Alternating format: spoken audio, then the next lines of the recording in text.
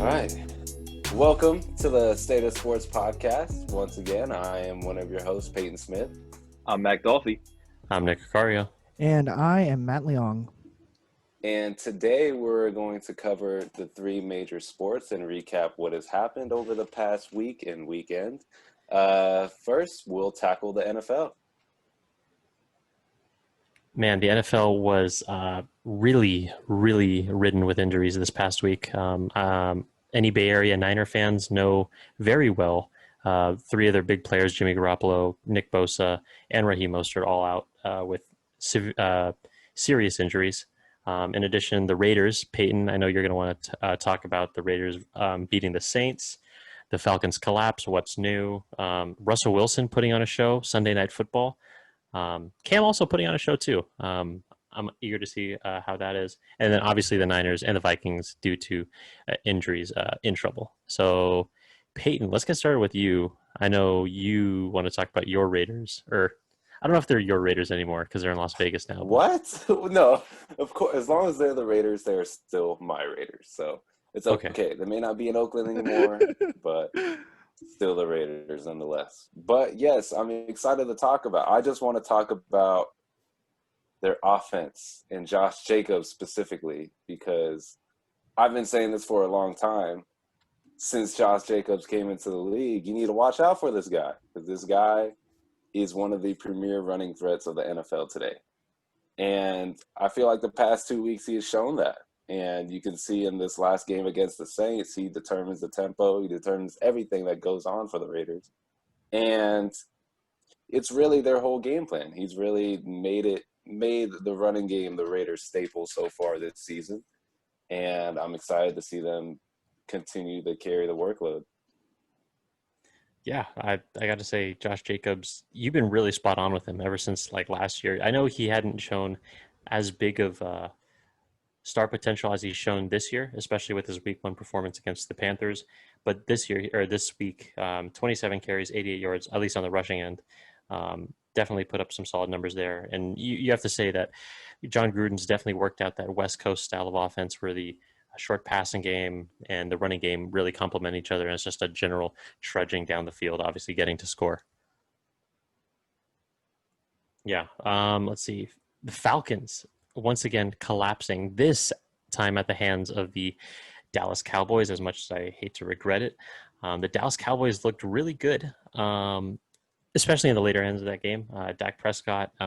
Who's the kicker again for the Cowboys? Zerline just came from the that's Rams. right. They got Greg Zerline. Yo, wow. It's not Brett Maher, that's for sure. That's right. I was going to say. Not anymore. Man. Scooter Magruder will make you know that for sure it is not Brett Maher anymore. That is very factual. Now Dallas sitting tied with Washington, 1-1 in the Washington NFC East. football team. Who would have thought? Who would have thought that? First of all, the Washington football team being 1-1. Obviously, with the upset win over the Eagles, Eagles are now 0-2 for those who are keeping score. Obviously, a loss to the Cardinals. I think the Cardinals look pretty decent. They're still they're 2-0. But early reactions throughout the league. Do you guys have any takes? Obviously, we'll talk about hardware in a sec, but just any like general like team dynamics, division or conference dynamics you guys want to point out?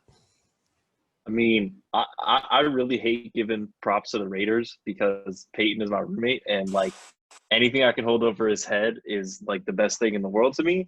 But I got to say, the Raiders have been seriously impressive so far. I mean, Peyton touched on Josh Jacobs, of course, but I mean, up and down the roster, they got playmakers now. I mean, Derek Carr, serviceable quarterback. You know, he might not be the most talented guy in the league, but super strong.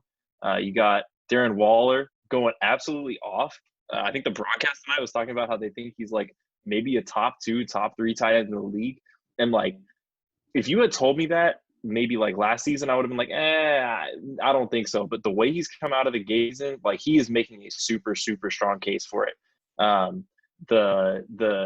receiver they got this year in the draft, Ruggs, he looks super good as well. He hasn't gotten a ton of work on the offensive end yet, but I'm sure they're going to work him in more. And like, the only concern I have with their team so far is the defense. And like, as long as they can keep the defense in check, as long as they can keep the offense rolling, the Raiders are going to be like actually scary this year. Matt, you got any takes? I think my only take, and I hate making this take, but I'm gonna make it anyway.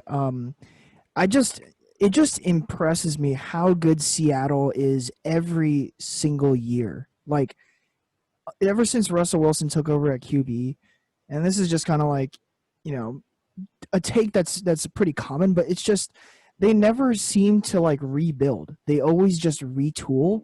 And right now, the scariest part is that they're 2-0 and they're playing well. And Chris Carson really hasn't. He's doing all right. He's 23 attempts through 2 games for 93 yards, 4 yards a carry. It's pretty good. In the pass catching role, he's been really in the pass catching role. He in the pass game, he's been huge. And right now, DK Metcalf is basically telling the league why he should have been taken a lot higher.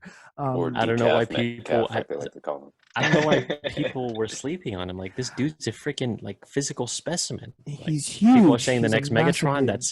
That may be a little early, but if you have a guy like Russell Wilson who can throw the ball downfield for you, create plays for you, especially as a big wide receiver. I don't know. He was making what's his name, Stephon Gilmore, work for those deflections and those defenses. Because oh my goodness, that was a battle between those two. Like just looking at the Seattle roster, like they retooled extremely well in wake of their last couple of Super Bowl runs. Like and it's still crazy how dominant they appear to be, and they will continue to be dominant. Their schedule looks pretty. I mean, the latter half of their schedule to finish the first half of the season looks kind of tough, but in terms of I don't see them stopping. Like I don't see that I can. So they play the Niners in Week 8, and I could see them being like 7-1 or 6-1 by the time they get to the Niners in Week 8. Like I don't think they're losing to. They're not losing. I don't think they're losing to Miami. I don't think they're losing to Minnesota.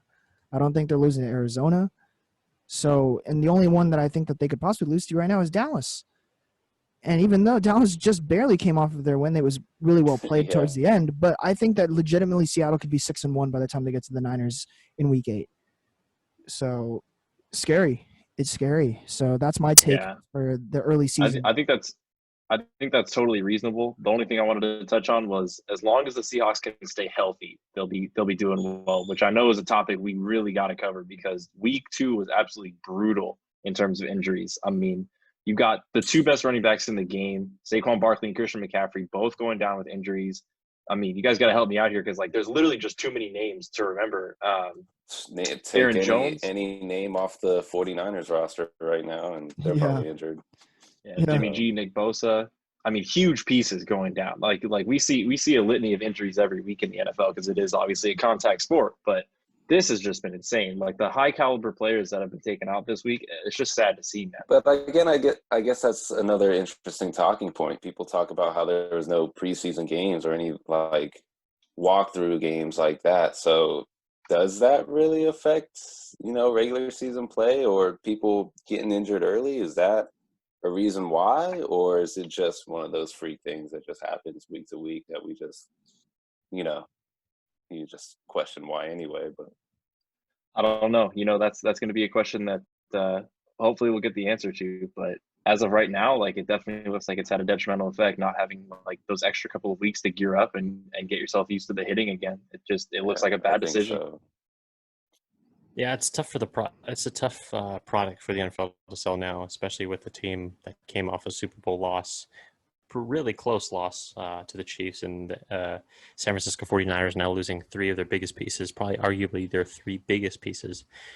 Maybe if you take out George Kittle on the offensive end, or just like the whole team in general, it's tough to sell a product where you're missing a bunch of star players, your teams aren't at 100%, and it's tough to say, oh, was this really the best team this year, or were they just not hit with the injury bug like some other teams? It's obviously you can't control whether these injuries happen or not, as long as they're like really like blatant injuries or they're not really like unforced injuries, just like they just happen in the game. But it's tough for the NFL to sell this now. You have to say that with everyone seeing how many injuries and the star players hit with these injuries, and just like how severe they are, it's tough for the NFL to sell. Like I don't know where they go from here not to say that the season's kind of like a wash, but at the same time, it's tough. Like we're not seeing like super duper high level football as great as we are seeing some great plays being made. Like it'll take a while for NFL football to get up to snuff if you think about it, because your first 4 preseason games haven't been played. So, and some even until like week 4, some teams aren't even hitting their stride, and that's in a regular season. So you're telling me by week 8, we may not be seeing like competent level football or NFL level football. That's tough. And especially without your star players, that's really tough. So I don't know. That's my quick little spiel on the NFL. Anything else besides that, or should we move on to the next sport? I think that's really it, man. I just feel like it's going to be a crazy stretch of games, man. Like with teams so injured now, like you're going to see offenses completely change. You're going to see completely different like looks. It's just going to be a mess. I think the NFL, like you said, Nick, is going to be a complete mess moving forward.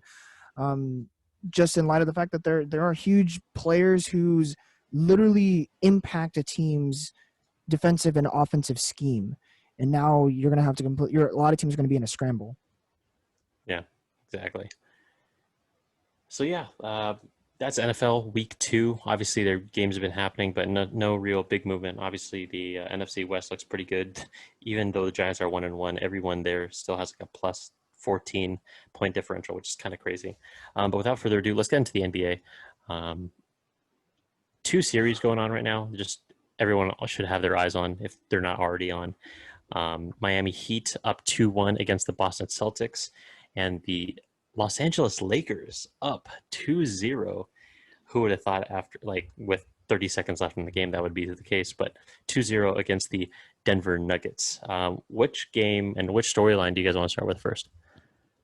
I personally want to start with the Boston Celtic and Miami Heat storyline, because I think the Laker one we can there's definitely like an obvious storyline there, but I want to start with the Boston one because I think the series is going to go 7. Just because okay.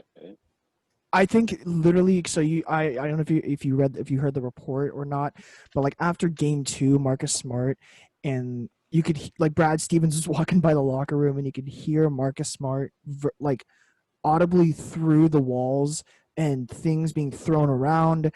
And then Brad Stevens had a meeting with Kemba, Jason Tatum, Jaylen Brown, Marcus Smart, kind of talking about what the team plan is, and they felt ready to take on game 3. And then in game 3, I think what people need to realize, and I think is, I mean, yes, the Celtics are a great team. Tatum's great, Brown's great, Kemba's great, but Marcus Smart he has proved to me again and yet again that he is deserving of that first team all defense. Like he has almost reached that Patrick Beverley level of pesty annoyance defender that I didn't really know if I wanted to grant him yet. But after watching the first couple of games in the last series, I think Marcus Smart is going to be, honestly, one of the reasons why they win or lose this series. So yeah, I 100% agree. Mac, Peyton, do you guys have any points to talk about on that regard? I mean, my point is kind of old and tired. You know, Matt's probably right. It's either, in my opinion, going to go 6 or 7, but I think this is Jimmy Butler's year, man. Honestly, I can say with complete confidence, I don't think anyone expected him and the Heat to make it this far. And it's honestly just been a joy to watch the Heat all play together. Like, there's a lot of different, like, odd, non-well-fitting together parts that have just come together to make this really, like, interesting and scrappy and hard-to-beat team. And seeing them go up against Boston, and I think most people would assume, you know, Boston has the premier talent advantage in this series. It's been great, man. I love me some scrappy basketball, and I love all the defense that's been going on both sides, from the Celtics and from the Heat. It's just been great to watch. Yeah, well, just to add on that, I feel like almost every series the Heat have played, the other team has been stacked with more talent. Looking at the rosters, and they still come out on top every time. So right now, I'm riding their wave. I can't count them out, so that's where I'm at. Yeah, I gotta first touch on Matt's point. Yes, Marcus Smart is 100% reaching the peak Patrick Beverley, like notoriety. Is that the right word? Like being a pest. like being a pest, but it's for the different reasons. I think he's a good defender, like great defender, 100% deserves first team all defense. But I think that the value that he adds is his improved shooting. Because I remember 2-3 years ago, dude couldn't hit a lick for a three. Oh, Like no. he'd take threes, he'd make some, but not at a good clip. But he's been red hot, especially in the playoffs this past season, the bubble, just in general, to where he's no longer an offensive liability, which makes it easier for Brad Stevens to say, hey, Marcus Smart, just go play your game. You're going to help us contribute on offense just enough to push us over the edge, and we know you're going to give us all NBA defense. So that 100% is true. And then I got to say, yes, for Mac and Peyton, I am riding with the Heat on this one. Obviously, I think, like you guys say, Boston 100% has the premier top of the line talent compared to Miami. And I think that Boston's strength is that everyone can kind of do a little bit of everything. They can score, they can distribute, they can pass, and they can defend. Almost everyone on that team in that starting starting 4 or 5, depending on how you see it. Daniel Tice is really there as their de facto number 1. But everyone there can do a little bit of everything, and they all have their peaks and valleys in terms of their skill level and talent on different aspects of the game. But the thing with Miami is that they have different roles for everyone. If you look at Hero is the get hot guy and the clutch guy when you need it to be. You have Duncan Robinson, who's the absolute sniper. You have Goran Dragic, who is still the engine for this Heat offense. You have Bam Adebayo, who does pretty much everything. He's a great on-ball defender for a big. I don't know if he got NBA All Defense, but he definitely deserves it. He can score as well. And then you have Jimmy Butler, the absolute dog, the embodiment of the Miami mentality, the Miami play style, just mantra of just playing 100% all the time, being in peak physical condition so you can grind out games, which Miami is known for. But yeah, that's what makes it so awesome to watch. And you have to think that Jimmy Butler entering the latter half of his prime, this may be one of the last years. You don't know if Goran Dragic is going to be the same Goran Dragic. You don't know if Jay Crowder is still going to be around. Andre Iguodala is going to be around. This may be the last chance Jimmy really has at a title shot. So I'm riding with the Heat here. Yeah, I think the big difference here is that you're right. The Boston Celtics have the premier talent, but Miami, although they don't have the front line like peak of talent that Boston has on the front line, they're so much deeper on the bench. They're so much deeper than the Boston bench. Like, I'm just looking at their roster right now. Like, your average starting lineup looks like Goran Dragic, Tyler Hero, or I mean, if he does start, does he start every day? He starts every day, right? Tyler Hero? Not exactly sure. I don't think he does. Okay, well, either way, so you have Goran Dragic. Let's say he does start. Tyler Hero, Jimmy Butler. You go maybe Bam and Kelly Olynyk, or Bam and whatever, and then you have Duncan Robinson, Kendrick Nunn, Derek Jones Jr., like Andre Iguodala, Jay Crowder. Like, this team is super deep.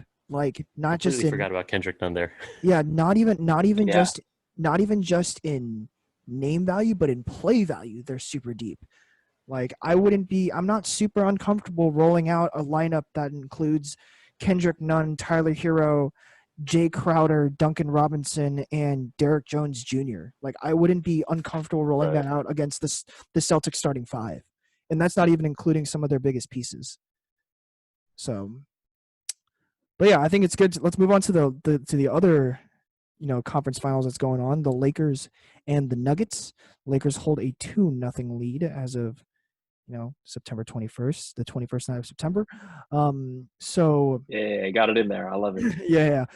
This is when this was recorded. So what do we think? Is Denver, are we getting out the brooms like Charles Barkley did after game 1, or is this going to be a fight? I don't know. What do you guys think?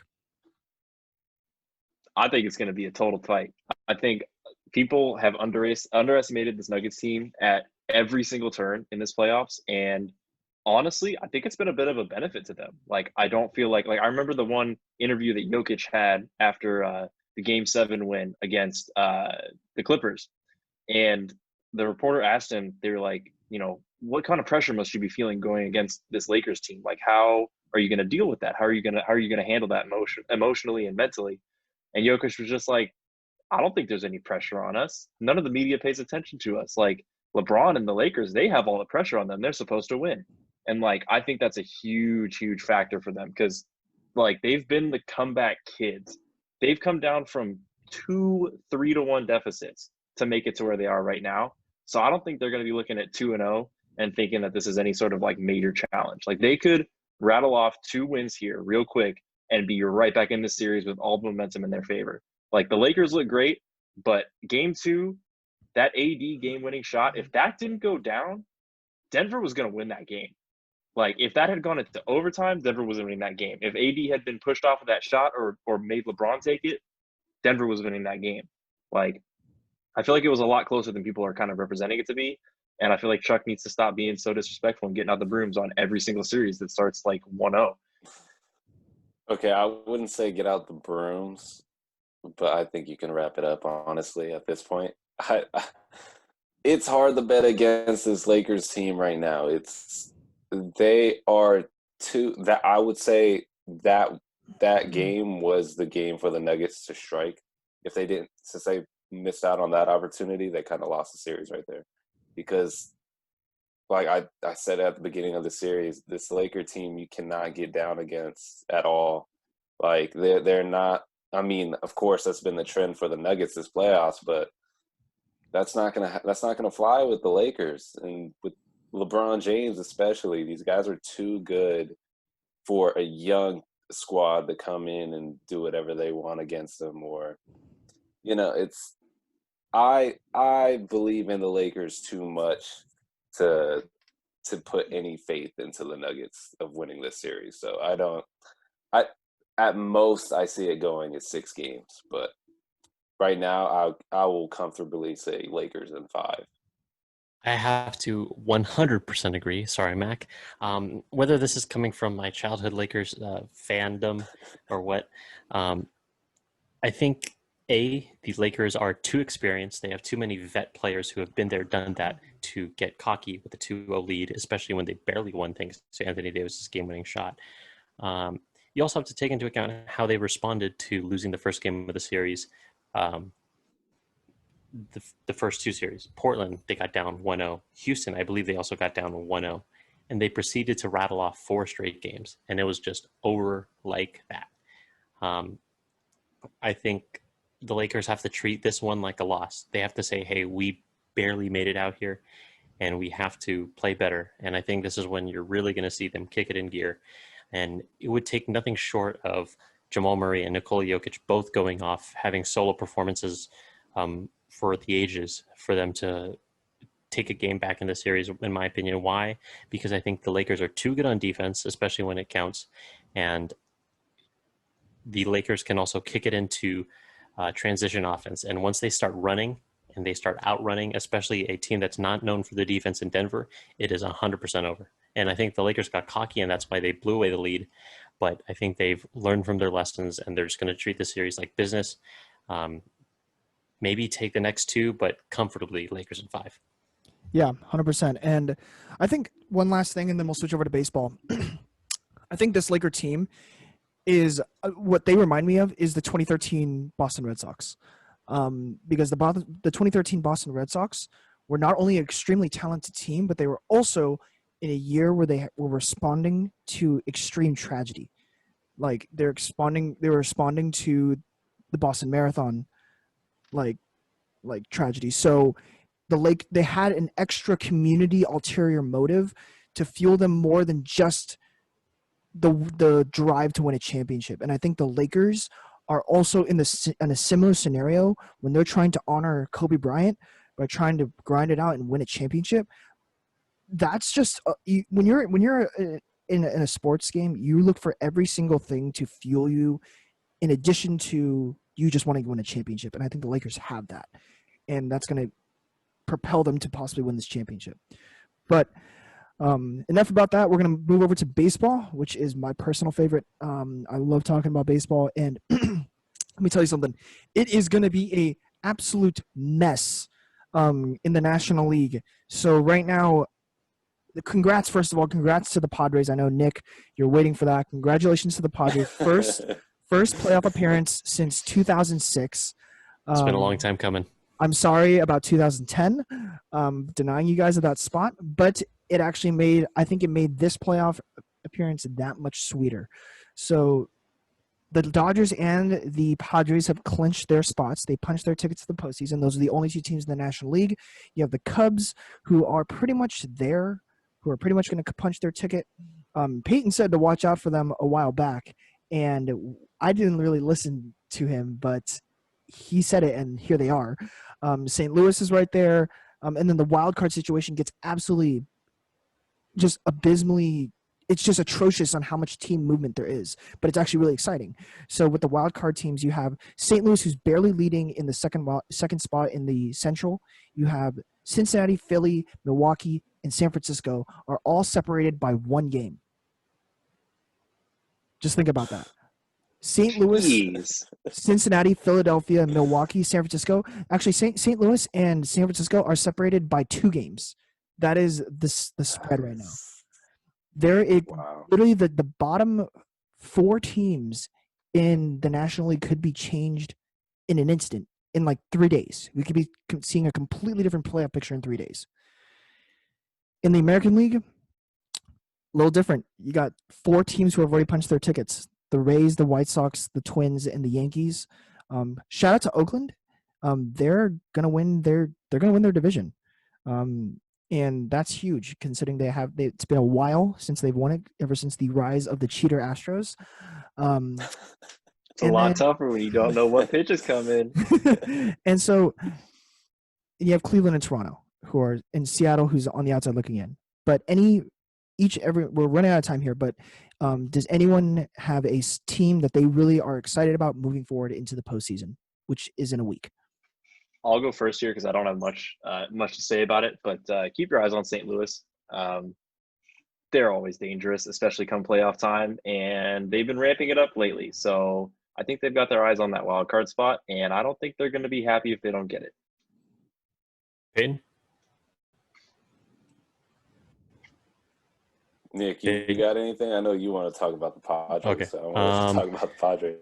Let's see. Just get it out of the way first. No. I'm not even going to say the Padres. I'm going to say the Giants. I am rooting for the Giants to get that 8th seed. Like, I'm heavily rooting because I would love, as a Padre fan, to see the Dodgers to go down 1-0 to the Giants, and then for there to be 100% pressure on Walker Buehler game 2, and then imagine if he just lays an egg, and the Giants with Chadwick Tromp and Darren Ruff decide to go on and beat the Dodgers 2-0 in the first series, giving the Padres a free ride to the NLCS.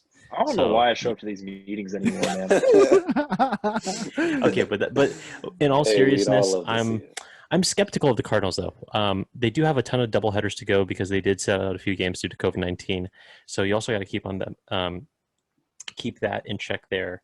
But another team, my last pick, Toronto Blue Jays. They've been playing really well, and I'm excited to see that young core in the postseason. So, yeah, that's what I'm looking for. Peyton, I'm just once again. You're riding the Cubs. The Cubs, and just for shout out to the AL, the A's.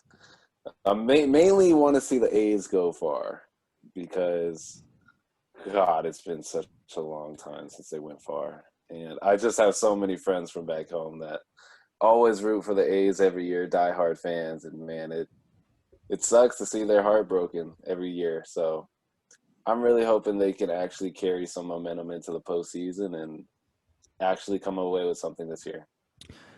All right. Well, my team is check out the White Sox. I tweeted back in February saying the White Sox would be the champions of the NL Central in 2021. But I said, holy shoot, they're a year early. So they are going to be scary. Anyway, so that's going to bring an end to another episode of this week's first ever recap episode of the State of Sports Reboot. So, yeah, thanks for tuning in. My name is Matt Leong. I'm Nick Cario. I'm Mac Dolphy. There it is. There Almost had it. All right, well, you know who we are, and you have a great one, and we'll see you on Friday. Later, guys. Peace.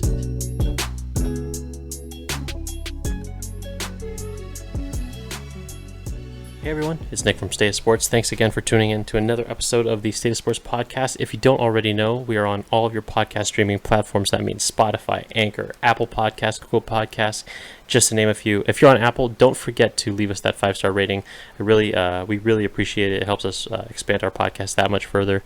If you want to check us out on social media, we have at State of Sports Pod on Instagram, at State of Sports SD on Twitter, and State of Sports, just the name, on YouTube.